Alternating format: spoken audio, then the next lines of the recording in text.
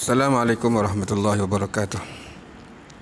Hari ini kita akan sambung pelajaran bahasa Arab kita dalam kemahiran Al-A'dad At-Tartibiyah min wahid ila asyarah lil muzakkar wal muannas. Al-A'dad At-Tartibiyah min wahid ila asyarah lil muzakkar wal muannas. Apa maksud dia? Maksud dia bilangan tersusun dari nombor 1 sampai nombor 10. Dari pertama hingga 10 untuk lelaki dan perempuan. Dia bukan macam nombor. Nombor ni 1, 2, 3. Yang ni dia macam dia membawa maksud yang pertama, yang kedua. Ini maksud adat tartibiyah. Kalau raqam biasa tu al-arqam, wahid, isnani, salasah, kita panggil al-arqam, nombor. Ini adat ni bilangan tersusun. Kita nak hitung tu. Yang pertama, yang kedua, yang ketiga, yang keempat. Itu beza dia raqam nombor dengan adat tartibiyah. Okey. Kita akan tengok bilangan tersusun yang pertama sampai yang ke-10 untuk lelaki dan perempuan. Dia berbeza sikit. Dia ada sikit perbezaan antara lelaki dengan perempuan. Bagaimana Ustaz dah sebut, lelaki dan perempuan dalam bahasa Arab ni banyak sangat perbezaan dia.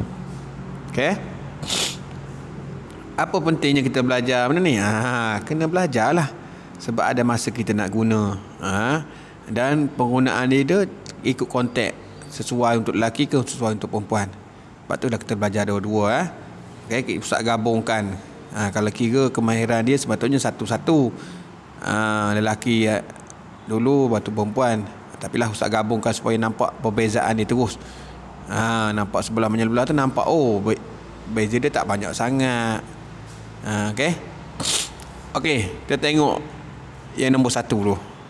Tulis nombor 1, raqam dia nombor 1, tapi adat tertibiyah dia membawa maksud yang pertama. Okey, yang pertama bukan yang satu. Yang pertama. Okey. Untuk lelaki, yang pertama lelaki kita sebutkan al-awwalu. Al-awwalu membawa maksud yang pertama untuk lelaki. Kalau yang kedua, kalau yang pertama untuk perempuan, dia berbeza sikit, dia sebut al-ula. Nampak huruf lebih kurang tapi baris dia dah ada berubah kan. Awwalu ula. Baris berubah. Segi huruf nampak lebih kurang je. Baris berbeza. Al-awwalu yang pertama untuk lelaki, al-ula yang pertama untuk perempuan. Okey. Nombor 2, yang kedua pula. Tengok Ustaz tulis nombor tu supaya senang nak tengok mana satu. Yang kedua, lelaki as-sani. As-sani. Dia ambil daripada perkataan isnani. Isnani 2. Yang kedua as-sani untuk lelaki. Yang kedua untuk lelaki. Yang kedua ni senang. Untuk perempuan senang. Untuk yang kedua perempuan, cuma tambahkan ta marbutah di belakang. Nombor 1 tu pelik sikit.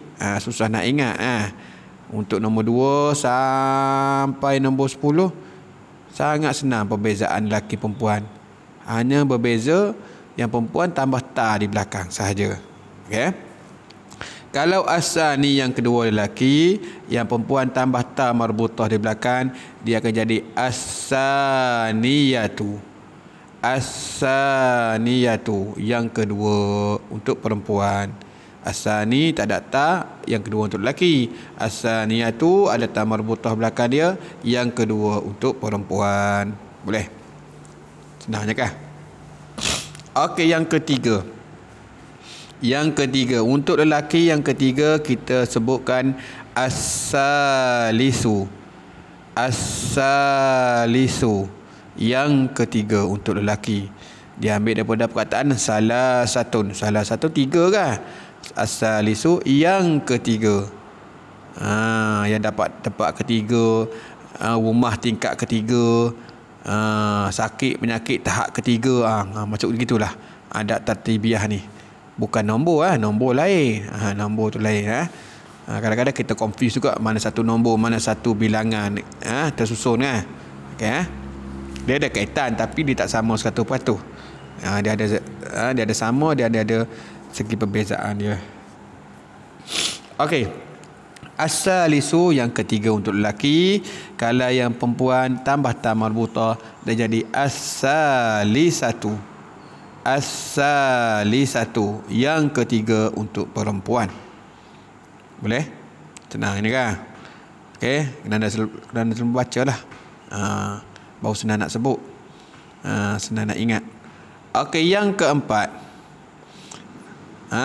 Nombor 4 bahasa Arab arba'atun. Yang keempat bahasa Arab untuk lelaki ar-rabi'u. Ar-rabi'u yang keempat untuk lelaki. Kalau perempuan tambah ta marbutah belakang dia jadi ar-rabi'atu. Ar-rabi'atu yang keempat untuk perempuan. Sikit sangat beza dia. Senang nak hafal. Yang kelima, daripada perkataan khamsatun 5, yang kelima lelaki al-khamisu. Al-khamisu, bukan al-khamisu. Al-khamisu hari Khamis. Al-khamisu yang kelima lelaki. Kalau perempuan tambah ta marbutah belakang al-khamisatu. Al-khamisatu yang kelima untuk perempuan. Okey, yang keenam. Ini yang nombor 6 ni pelik sikit. Pelik sikit Dia macam yang pertama lah. Yang pertama dengan keenam ni dia pelik sikit. Yang pertama dia tak ambil daripada al-wahid. Daripada tahu wahid dia al-awwalu. Awal. Awal ni orang pertama lah sebenarnya. Awal-awal ni kan. Okey. Untuk nombor 6 dia tak ambil daripada perkataan as-situ. Sepatutnya as-situ kalau kita nak ikut formula ni khamsatun al-khamis as-situ as-satib. Tapi tidak. Untuk nombor 6 ni dia bunyi dia pelik sikit. Ustaz nak terang-terang pun tak reti juga. Pak ustaz pun tak tahu macam mana dia keluar macam tu kan. Ini kaedah bahasa Arab ni. Asal dia tak tahulah macam mana dia berubah-ubah macam tu. Kita terpaksalah kita orang Melayu ni ikut saja lah. Okey, yang keenam bahasa Melayu disebut as-sadisu. As-sadisu yang keenam untuk lelaki. Kalau perempuan, bila kita tahu lelaki tu, senang dah kita tukar jadi perempuan. Cumanya mula-mula kita nak buat yang keenam tu dia keliru sikit. Nombor 6 ni dia ambil daripada apa tu, perkataan apa tu, bukan sitatun dia lain sikit dulu. Jauh sangat beza dia. As-sadisu yang keenam untuk lelaki. Kalau perempuan tambah ta marbutah belakang dia jadi as-sadisatu. As-sadisatu. Okey, untuk yang keenam perempuan. Yang ketujuh daripada perkataan sab'atun dia keluar perkataan yang ketujuh as-sabi'u. Ini betul. Ini senang kita nampak. Sab'atun jadi as-sabi'u yang ketujuh lelaki. Kalau perempuan tambah ta marbutah belakang dia jadi as-sabi'atu. As-sabi'atu yang ketujuh untuk perempuan. Yang ke-8 daripada perkataan samaniyatun 8 dia keluarkan yang ke-8 as-saminu. Dia ambil perkataan situlah. Dia ambil perkataan tu juga. Daripada perkataan 8 tu. As-saminu yang ke-8 untuk lelaki. Kalau perempuan tambah ta marbutah belakang dia akan jadi as-saminatu. As-saminatu. Yang ke-8 untuk perempuan. Okey, yang ke-9 daripada perkataan tis'atun 9 dia jadi at-tasi'u. At-tasi'u yang ke-9 untuk lelaki. Kalau nak tukar jadi perempuan tambah ta marbutah di belakang dia akan jadi at-tasi'atu. At-tasi'atu yang ke-9 untuk perempuan. Dan yang terakhir yang ke-10 daripada perkataan asyaratun 10 dia keluar menjadi al-ashiru. Al-ashiru, yang ke-10 lelaki. Kalau nak jadikan perempuan, tambah marmutah di belakang dia, jadi al-ashiratu. Al-ashiratu, yang ke-10 untuk perempuan. Dapat tak perbezaan dia? Yang agak susah sikit nombor yang pertama dan yang ke-6. Yang lain-lain, yang nombor 2, yang kedua, ketiga, keempat, kelima, ke-7, ke-8, ke-9, ke-10 dia senang. Sebab dia macam ambil daripada perkataan nombor biasa tu. Nombor bahasa Arab biasa tu dia ubah sikit. Pattern dia ubah sikit. Kita nampak tu. Apa ni, persamaan dia tu. Ambil daripada huruf yang sama. Nombor 1, yang pertama, yang ke-6 tu dia susah sikit lah. Sebab dia ada sedikit perubahan daripada nombor asal dia. Tapi awak hafal lah tu. Yang situ kena hafal betul-betul. Yang lain tu awak macam tukar-tukar sikit dia. Okay?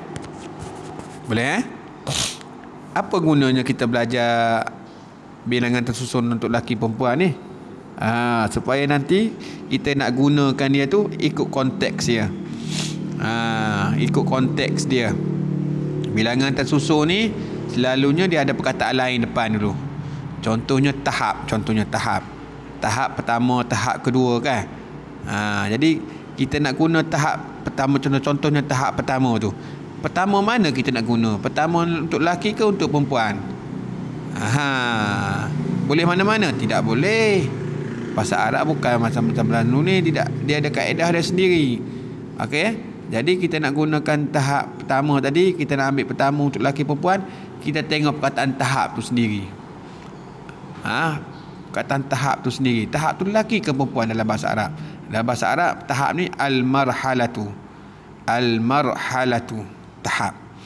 Jadi al-marhalatu tu, kalau ikut kaedah kita belajar bahasa Arab ni, lelaki ke perempuan? Ya, perempuan kan. Al-marhalatu, ada ta marbutah belakang. Jadi kita nak buat perkataan yang membawa masuk tahap pertama, al-marhalatu pertama, al-awalu ke al-ula kita nak guna. Kita jadi confused kan? Mana-mana je Ustaz? Tak boleh mana-mana. Bahasa Arab dia ada kaedah dia. Jadi kita nak ambil yang pertama lelaki ke perempuan tu, tengok perkataan depan dia tu sebelum perkataan adat tertibiyah tu tadi. Dalam konteks, jadi contoh tadi tahap tu marhalah tu perempuan. Jadi marhalah perempuan pertama pun kita gunakan pertama yang perempuan. Jadi sesuainya jawapan dia al-marhalatul ula. Jangan cakap al-marhalatul awal. Dia tak matching, dia tak kena tu. Sifat dia tu tak kena. Sifat tu. Dia bahasa Arab ni dia kena mengikut. Kalau benda tu perempuan, sifat dia perempuan. Benda tu lelaki, sifat tu dia lelaki. Dia pemberatan lelaki jantina dalam bahasa Arab ni sangat besar penggunaan dia. Banyak peranan dia. Banyak perbezaan dia. Okey? Okey. Ustaz bagi contoh lain pula. Contohnya kita nak cakap buku pertama. Buku pertama ataupun tajuk pertama. Tajuk pertama. Topik pertama.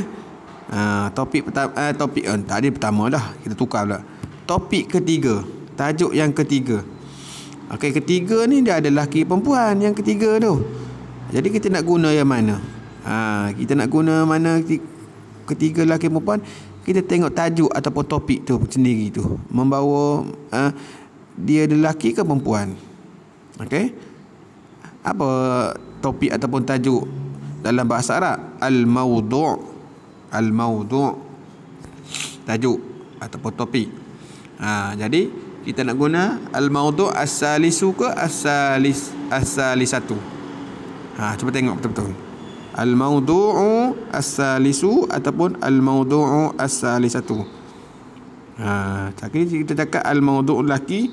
Jadi ketiga pun kita ambil lelaki. Kita kena cakap al-mawdu'u as-salisu. Betul. baru betul. Jangan cakap al-mawdu'u as-salisatu, sebab dia tak kena. Mawdu' tu tajuk tu lelaki, as-salisatu tu sifat untuk perempuan. Dia tak kena. Itulah pentingnya kita belajar adat tatbiyah lelaki dan perempuan. Itu cara nak guna dia. Nanti ustaz bagi latihan, awak cuba buat nanti. Boleh? Nak guna mana lelaki perempuan, tengok perkataan sebelum dia, lelaki ke perempuan, dia akan mengikut saja. Dia adat tatbiyah ni dia macam sifat kepada benda sebelum dia tadi, perkara sebelum dia. Okey, itu saja. Semoga kita akan berjumpa dalam analisis. Okey, selamat belajar. Assalamualaikum warahmatullahi wabarakatuh.